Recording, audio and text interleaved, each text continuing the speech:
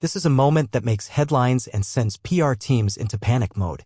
Dame Helen Mirren, an Oscar-winning titan known for her razor-sharp wit and majestic composure, took a torch to Meghan Markle's relentless self-promotion machine during a heated appearance on the Norton show. Without mincing words, she declared, "She's good at her game," a scathing line so loaded it cut deeper than any tabloid headline. The room went still. This wasn't playful banter. It was a cold, calculated blow from a woman who has seen real royalty up close and clearly had enough of Meghan's constant theatrics. A PR machine that never switches off.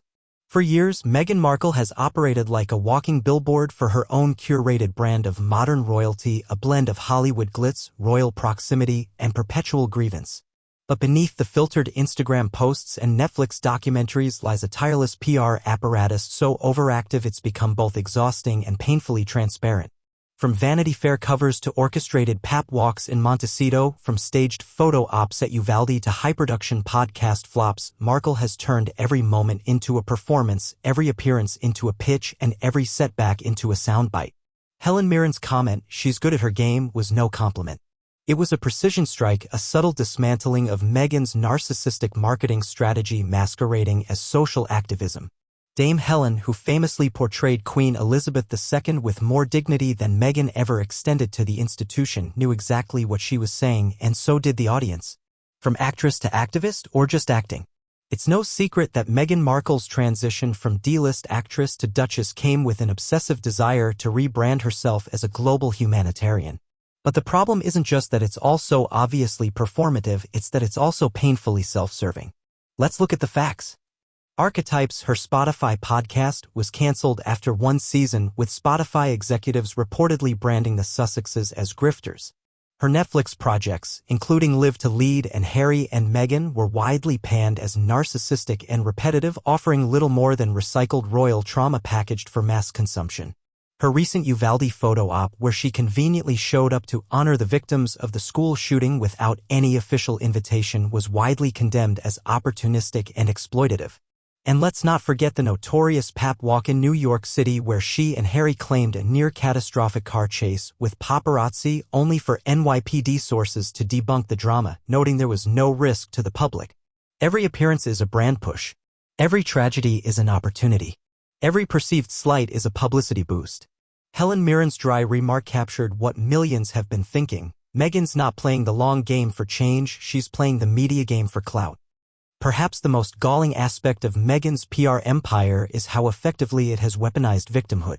Time and again, she presents herself as a casualty of the British press, of the monarchy, of societal racism, of the patriarchy. And yet, time and again, her actions reveal a savvy operator leveraging public sympathy for personal gain. Let's not forget her bombshell Oprah interview, where she lobbed accusations of royal racism, suicidal ideation, and palace neglect, all while wearing a $4,700 Armani dress in a California mansion. The interview, lacking evidence and context, ignited a global media storm, damaging royal reputations and yet conveniently cementing Meghan's role as the misunderstood heroine in her own fairy tale. But as months turned to years, the public began to notice something. The same woman who claimed she wanted privacy now seemed unable to stop talking about herself.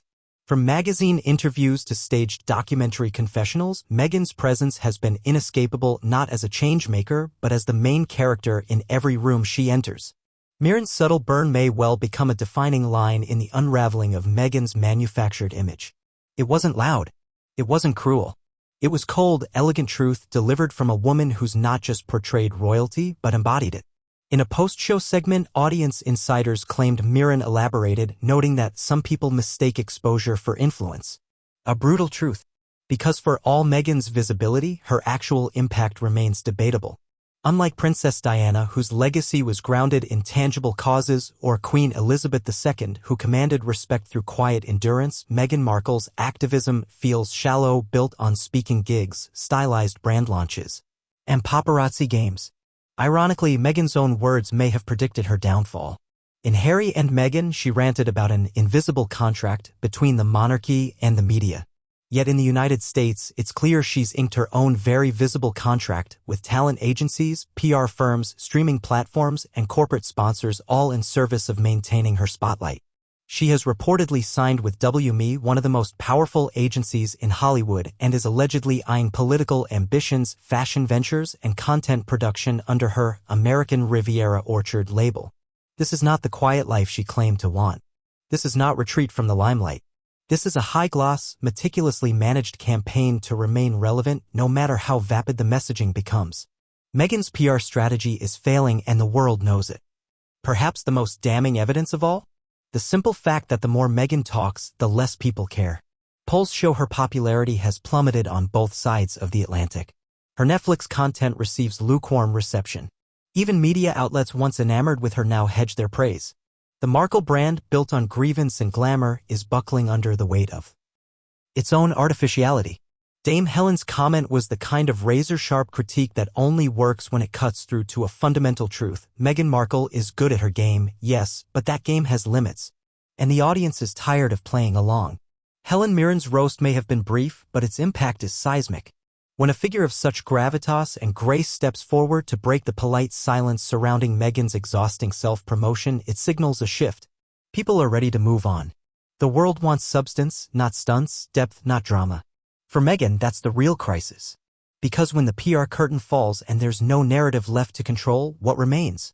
A woman clinging to a brand that's rapidly losing its shine and a public that has finally had enough.